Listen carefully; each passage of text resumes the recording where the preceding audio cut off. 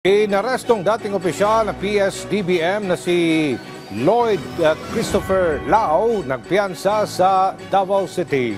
Si Jason Amisola ng PTV Davao sa sentro ng balita. Matapos arestuhin ng PNP Criminal Investigation and Detection Group, agad nagpiyansa sa Davao Regional Trial Court Branch 33 si Attorney Lloyd Christopher Lau, dating Executive Director sa Procurement Service sa Department of Budget and Management sa ilalim ng administrasyon ni dating Pangulong Rodrigo Duterte. Inaresto si Lau sa Ecoland, Davao City hapon ng September 8 habang kasama niya ang kanyang asawa sa loob ng Hall of Justice, gamit ang warrant of arrest na inisyu noong September 12 ng 1st Division sa Sandigan Bayan sa Quezon City.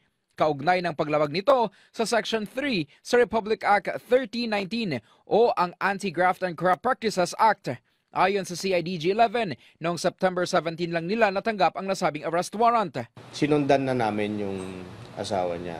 And nakita namin nung meron siyang dinaanan kasi na isang lugar or bahay, then dumiretso sila papuntang court sa Regional Trial Court. So, doon na nagpang-abot yung ating mga, magpo-post sana siya ng bail that time eh. Pero nagpang-abot na sila ng ating mga CIDG members po.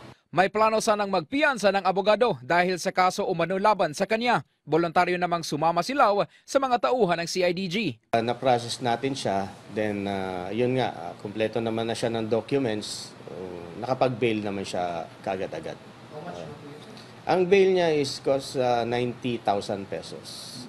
Nilinaw naman ng CIDG-11 na hindi dinala si Lau sa Maynila matapos itong magpiyansa. Ang kaso ni Attorney Lau kaugnay sa paglipat ng Department of Health sa 4 billion pesos na PSDBM noong taong 2020 para sa pagbili ng medical supplies noong pandemya, na kung saan ay humingi anya ng 4% ang DOH para sa service fee.